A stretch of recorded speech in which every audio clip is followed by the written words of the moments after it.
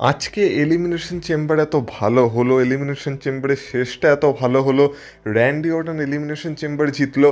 তো ভাবলাম থাক, এতদিন ট্রিপল এইচকে আমরা যা কথা শুনিয়েছিলাম, এখন ট্রিপল এইচ ভালো কাজ করেছে, এবার আর ট্রিপল এইচকে কথা শোনাতে হবে না। কিন্তু ট্রিপল এইচ বলল, এত সহজে কি করে, আমি কি এত সহজে শুধরে যাব নাকি? তো ট্রিপল এইচ এলিমিনেশন চেম্বার শেষ হওয়ার পরেই এমন একটা কাজ করে দিয়েছে যেটা দেখে বলতেই হবে, সত্যি ট্রিপল এইচ কোডি রোডসকে ছাড়বে না। কোডি রোডসের যেটুকু মান সম্মান বেঁচে আছে সেটাকেও ট্রিপল এইচ শেষ করেই ছাড়বে। কেন বলছি তো তোমরা কি ভাবছো? ড্রু ম্যাকেন্টায়ার র্যান্ডি অর্টনের ম্যাচ রেসলম্যানিয়ার জন্য পেয়ে গেছো? এই ম্যাচটা এখনও চেঞ্জ হতে পারে, আর সেই ব্যবস্থা ট্রিপল এইচ করে দিয়েছে। কি করেছে সেটা নিয়ে কথা বলবো এই ভিডিওতে। তার সাথে সাথে রোমান রিংসেরও রিয়াকশন চলে এসেছে এলিমিনেশন চেম্বারের পর, সেটা নিয়েও আলোচনা হবে। তাই ভিডিওটা পুরোটা দেখো, স্কিপ করো না, কারণ তোমরা দেখছো wrestle entertainer. So let's start the entertainment.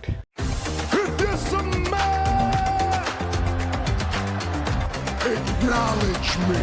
Acknowledge me. You there, sitting at home. Acknowledge me. সবার প্রথমে কথা বলা যাক রোমান রেংসের রিয়াকশনকে নিয়ে। তো এলিমিনেশন চেম্বারে আমরা সিএম পাঙ্ক ভার্সেস ফিন ব্যালারের ম্যাচ দেখতে পেয়েছিলাম। এবার এই ম্যাচে আমরা দেখেছিলাম ফিন ব্যালারকে হারিয়ে সিএম পাঙ্ক তার world heavyweight championship successfully defend করে নিয়েছিল। কিন্তু এই ম্যাচে খেয়াল করার বিষয় এটাই ছিল যে এই ম্যাচটা যখন চলছিল, শিকাগো থেকে ম্যাচ চলছিল, যেটা সিএম পাঙ্কের হোম ক্রাউড, সেখানে তো সিএম পাঙ্ককে আলাদা লেভেলের চিয়ার করার কথা। কিন্তু ম্যাচটা মাঝখানে যেন একটু ঝিমিয়ে গেছিলো, আর পুরো ক্রাউডও একটু চুপচাপ হয়ে গেছিলো।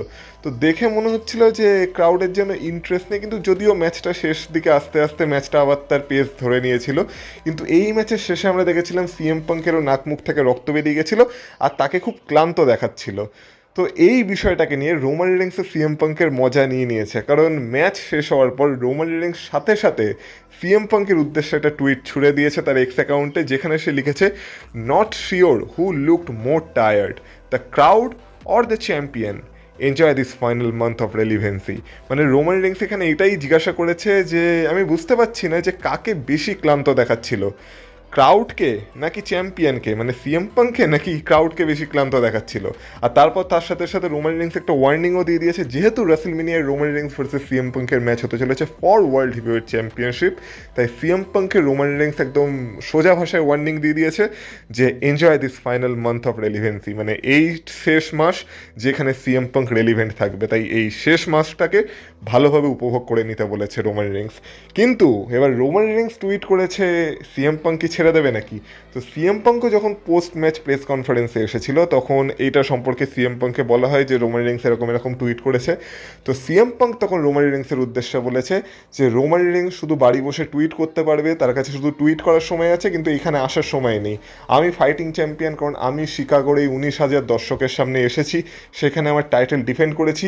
আর হ্যাঁ, রোমান রিংস বলতে পারে আজকে আমাকে টায়ার্ড লাগছে, কিন্তু লাস ভেগাসে যখন আমাদের দেখা হবে তখন রোমান রিংসকে ক্লান্ত মনে হবে, আর তখন মনে হবে রোমান রিংস পুরো ওয়াশ আউট হয়ে গেছে, আর সেখান থেকে আমি বেরোতে চলেছি অ্যাজ ওয়ার্ল্ড হেভিওয়েট চ্যাম্পিয়ন, কারণ আমি হলাম বেস্ট ইন দ্য ওয়ার্ল্ড। তো এইভাবে সিএম পাঙ্ক ও রোমান রিংসের এই টুইটের জবাব পোস্ট ম্যাচ প্রেস কনফারেন্সে দিয়ে দিয়েছে। আর এইভাবে সিএম পাঙ্ক আর রোমান রিংস তাদের রেসলমেনিয়া ম্যাচটাকেও হাইপ করছে। তো যেমন বললাম, এবারে দেখে মনে হচ্ছে রোড টু রেসলমেনিয়া শুরু হয়ে গেছে, আর মাঝে কোনো বাধা নেই। এবার ডিরেক্ট আমরা রেসলমেনিয়াতে গিয়েই রোমান রিংস ভার্সেস সিএম পাঙ্কের মধ্যে ওয়ার্ল্ড হেভিওয়েট চ্যাম্পিয়নশিপের ম্যাচ দেখতে চলেছি at WrestleMania night 2 main event. এবার আমি তোমাদের একটা ভিডিও দেখাই। তো স্ক্রিনে এখন তোমরা যে ভিডিওটা দেখতে পাচ্ছ, এখানে তোমরা ঠিকই দেখছো। তো এলিমিনেশন চেম্বারের পরে কিট উইলসন আর বিগি একটা মোমেন্ট শেয়ার করেছিল, যেখানে আমরা দেখতে পাচ্ছি যে বিগি কিট উইলসনকে শেখাচ্ছে কিভাবে কোমর দোলাতে হয়। ইয়ে, কিভাবে কোমর দোলাতে হয় সেইটা কিট উইলসনকে বিগি শেখাচ্ছে। তো এইগুলো দেখে ভালো লাগে যে ব্যাকস্টেজে সুপারস্টারদের মধ্যে এই কালচারটা আছে, মানে তারাও এনজয় করে। মানে এটাই তো ব্যাপার, যে যে কাজটা করছো সেই কাজটাকে এনজয় করা উচিত।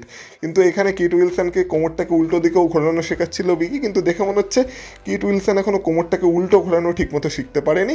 কিন্তু কিট উইলসন ঠিকঠাকভাবে শিখে যাবে যদি বিগির সাথেই থাকে আর কি, কারণ বিগি তো এই কাজে এক্সপার্ট। তো এটা ফান মোমেন্ট ছিল, তাই ভাবলাম তোমাদের সাথেও একটু শেয়ার করা যাক। এবার ফান মোমেন্টের কথা যখন উঠলোই, তখন একটু ড্যান হাউজেনের কথাও বলা যাক। তো আজকে আমরা অবশেষে এলিমিনেশন চেম্বারে দেখেছি সেই মিস্ট্রি ক্রেট বা মিস্ট্রি বাক্স খুলে গেছে আর ভেতর থেকে অনেকগুলো মেয়ের সাথে ড্যান হজেন বেরিয়েছে। তো এটা ড্যান হজেনের ডাব্লিউডাব্লিউইতে ডেবিউ ছিল, কিন্তু আমরা এটাও খেয়াল করেছিলাম যে ড্যান হজেন যখন মানে বাক্স থেকে বেরাচ্ছিল তখন তো সবাই ড্যান হজেনের জন্য চিয়ার করেছিল, কিন্তু আলটিমেটলি সে যখন রিংয়ে গেছিলো, তার পারফরমেন্স শেষ হয়েছিল, তখন সবাই তাকে বু করেছিল। মানে যখন তার সব কিছু শেষ হয়ে লাইটস অফ হয়ে গেল তখন আমরা খুব জোরে বু শুনতে পাচ্ছিলাম। তো এই জন্য অনেকে মনে করছে এই যে ডাব্লিউডাব্লিউ আজকে ড্যান হজেনের ডেবিউটা করালো এটা একটা ফেল্ড এক্সপেরিমেন্ট ছিল। কিন্তু অ্যাকচুয়ালি কি তাই ছিল? দেখো আমার কি মনে হচ্ছে আমি সেটা বলছি, কারণ এটা নিয়ে অফিসিয়ালি তো কোনো আপডেট আসেনি। মানে সবাই শুনেছে যে ড্যান হজেনকে বাজেভাবে বু করা হয়েছে। আর বিশেষ ব্যাপার হলো ড্যান হজেন নিজেও কিন্তু শিকাগোরই ছেলে, মানে সেও কিন্তু শিকাগো থেকেই বিলং করে, আর সে সিএম পাঙ্কের খুব ভালো বন্ধু। তো ড্যান হজেনকে শিকাগোর ক্রাউড বু করছে, এটা তো মানে একটু ভাবনা চিন্তার বাইরেই ছিল। কিন্তু আমি তোমাদের বলে রাখি আমার যেটা মনে হচ্ছে সেটা হচ্ছে ড্যান হজেনকে বু করা হচ্ছে এই কারণেই কারণ লোকজনের এক্সপেকটেশন অনেক হাই ছিল। কারণ যেমন ইন্টারনেটে অনেক রিউমার ছড়াচ্ছিল যে বাক্স থেকেও ক্রিস জেরিকো বেরাতে পারে, যেটা নিয়ে আমি আলোচনা করেছিলাম। তো সেই কারণে অনেকে সত্যি ভেবেছিল যে ক্রিস জেরিকো বা এরকম বড় টাইপের কেউ বেরাবে।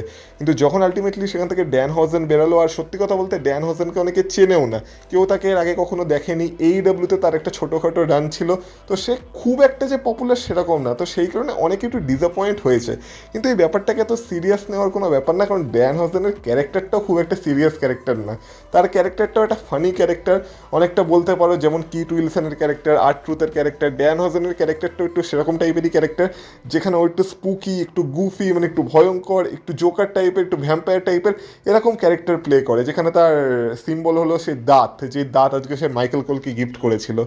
তো এইভাবেই ড্যান হজেনের ক্যারেক্টারটা চলবে, তাই কোনো সিরিয়াস স্টোরি লাইনে তো আনা হবে না, তাকে জাস্ট ডাব্লিউডাব্লিউতে কিছু মজাদার স্টোরি লাইনে ব্যবহার করা হবে, যেমন কিট উইলসনকে ব্যবহার করা হয়।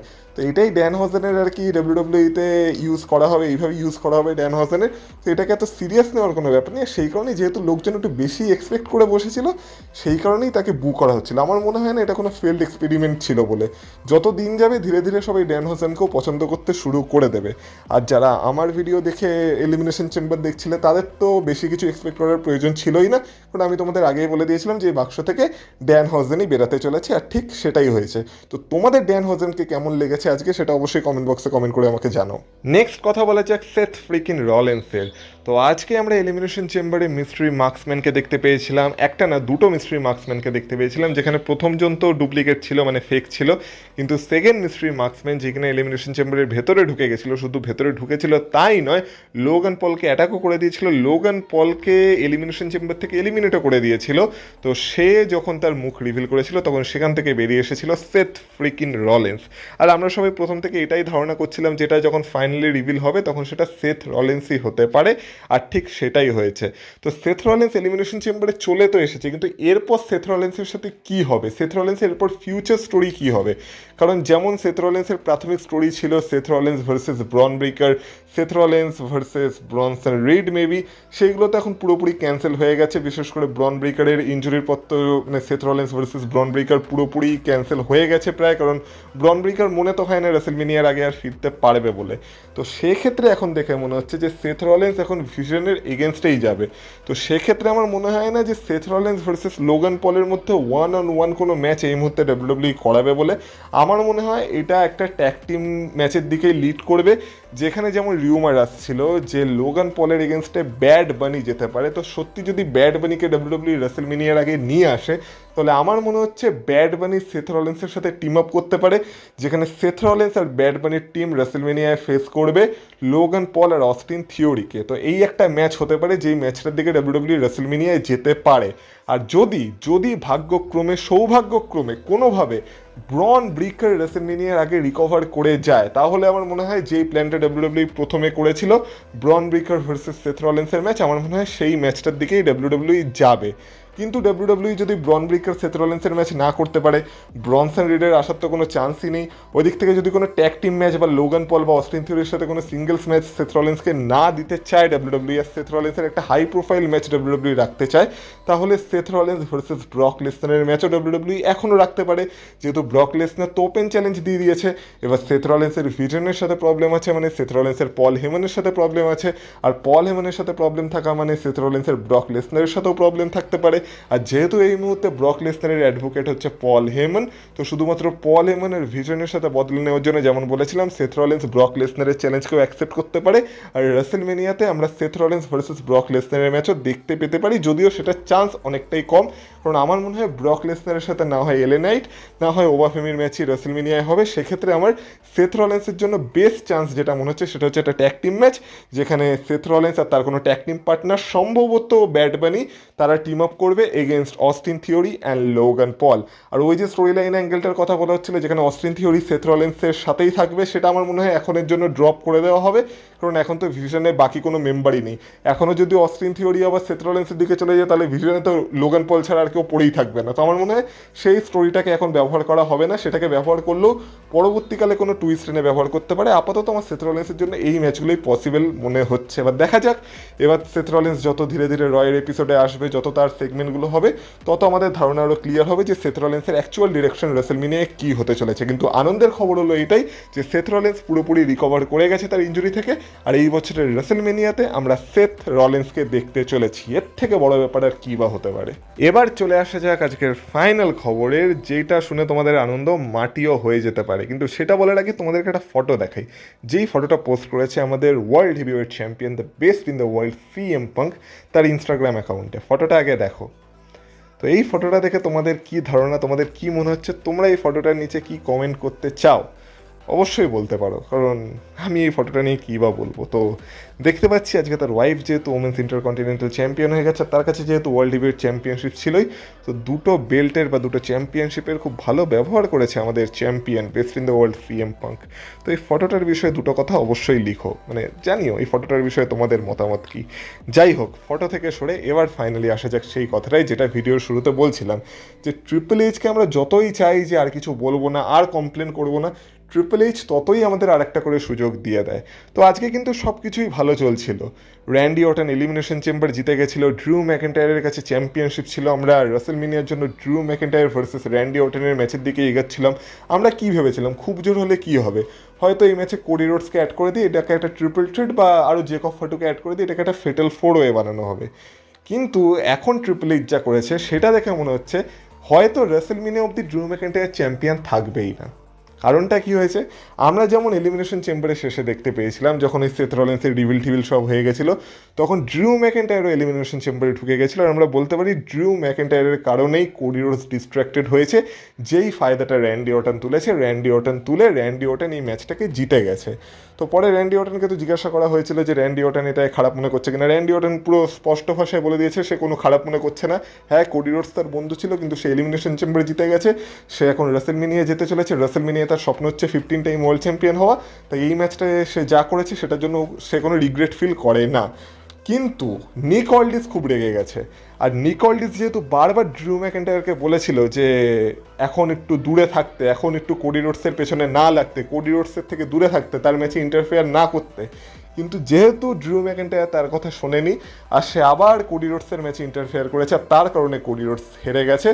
তো সেই কারণে নিক অল্ডিসের সাথে আজকে ড্রু ম্যাকেন্টায়ারের একটা বিশাল ঝামেলা লেগে গেছিলো। ব্যাক স্টেজে তাদের মধ্যে অনেক কথোপকথন হচ্ছিল, মানে যাকে বলে খুব বাজে কথোপকথন হচ্ছিল, যেখানে নিক অল্ডিস তো ড্রু ম্যাকেন্টায়ারকে গালাগালি দিচ্ছিল। তো সেইখানে তাদের মধ্যে একটা ঝগড়া হয়, তো সবাই এসে সেখান থেকে তাদেরকে থামায়। কিন্তু নিক অল্ডিস আজকে এতটাই রেগে গেছিলো যে আজকে যখন ওই পোস্ট ম্যাচ প্রেস কনফারেন্স হচ্ছিল, আর কি প্রেস কনফারেন্স না, মানে পোস্ট ম্যাচ কনফারেন্স, যেটা পোস্ট ম্যাচ শো আর কি যেটা হচ্ছিল, সেইখানে নিক অল্ডিস আজকে চলে আসে, এসে এটা অ্যানাউন্স করে যে যেহেতু ড্রু ম্যাকেন্টায়ারের কারণে কোডি রোডস জিততে পারেনি, আর কোডি রোডসকে ড্রু ম্যাকেন্টায়ার কস্ট করিয়েছে, আর ড্রু ম্যাকেন্টায়ার এটা মনে প্রাণে চায় যাতে কোডি রোডস আর এই চ্যাম্পিয়নশিপটার জন্য না আসতে পারে, সে যেন এই চ্যাম্পিয়নশিপটার জন্য কোনো অপরচুনিটি না পায়। তো সেই কারণে এখন যেটা করতে চলেছে নিক অল্ডিস, সেটা হচ্ছে সামনের যে স্ম্যাকডাউনের এপিসোডটা আসতে চলেছে, সেই স্ম্যাকডাউনের এপিসোডে নিক অল্ডিস কোডি রোডসকে আর একটা চান্স দিতে চলেছে ফর আনডিসপিউটেড WWE চ্যাম্পিয়নশিপ। মানে সে স্ম্যাকডাউনের জন্য কোডি রোডস ভার্সেস ড্রু ম্যাকেন্টায়ারের ম্যাচ অফিসিয়াল করে দিয়েছে ফর আনডিসপিউটেড WWE চ্যাম্পিয়নশিপ। এবার এইটা যখন নিক অল্ডিস করেছিল, তারপরেও আমরা দেখেছিলাম যে ড্রু ম্যাকেন্টায়ার এই বিষয়টায় খুব একটা যে আনন্দ পেয়েছিল বা শুনে খুব আনন্দ পেয়েছিল সেরকম না, তার সাথে আবার নিক অল্ডিসের একটা ঝামেলা শুরু হয়ে গেছিলো, যেখানে নিক অল্ডিস তো তার শ্যুট, মানে তার যে কোট পরে এসেছিলো যেটা, সেটা একদম খুলে ঠুলে একদম এমন ভাব দেখাচ্ছিল যাতে ড্রু ম্যাকেন্টায়ারকে একটা চত্থাপ্পড় মেরেই দেবে, কিন্তু সেখানেও তাদেরকে কোনোভাবে আলাদা করা হয় আর কি। কিন্তু এই যে ম্যাচটা ডিসাইড হয়েছে আর এটা নিয়ে ট্রিপল এইচও মন্তব্য করেছে। ট্রিপল এইচ বলেছে যে যে বিজনেসে ড্রু ম্যাকইন্টায়ারের থাকার কথা না, ড্রু ম্যাকইন্টায়ার যদি বারবার সেই বিজনেসের নাক গলায় তাহলে তার শাস্তি তো ড্রু ম্যাকইন্টায়ারকে পেতেই হবে। আর কোডি রোডসকে বারবার ড্রু ম্যাকইন্টায়ার যদি এইভাবে কস্ট করাতে থাকে তাহলে অবশ্যই কোডি রোডসের একটা চান্স পাওয়া উচিত। হ্যাঁ ট্রিপল এইচ, হ্যাঁ তুমি তো বলবেই, সামনে তো কোডি রোডস আছে না, তোমার সোনার টুকরো ছেলে। তো কোডি রোডসকে তো যতবার চ্যাম্পিয়নশিপের জন্য চান্স দেবে ততই তো তোমার ভালো, আর সবই তো তুমিই করছো, নাটের গুরু তো তুমি কাকা।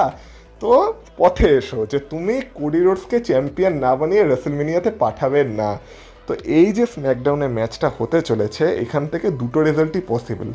এক হচ্ছে না হয় এই ম্যাচে কোডি রোডস ড্রু ম্যাকইন্টায়ারকে হারিয়ে দেবে, হারিয়ে দিয়ে ব্র্যান্ড নিউ চ্যাম্পিয়ন হয়ে যাবে, তারপর অ্যাজ আ চ্যাম্পিয়ন রেসলমেনিয়ায় যাবে, যেখানে আমরা কোডি রোডস ভার্সেস র্যান্ডি অর্টনের ম্যাচ দেখতে পাবো for undisputed WW championship at রেসলমেনিয়া।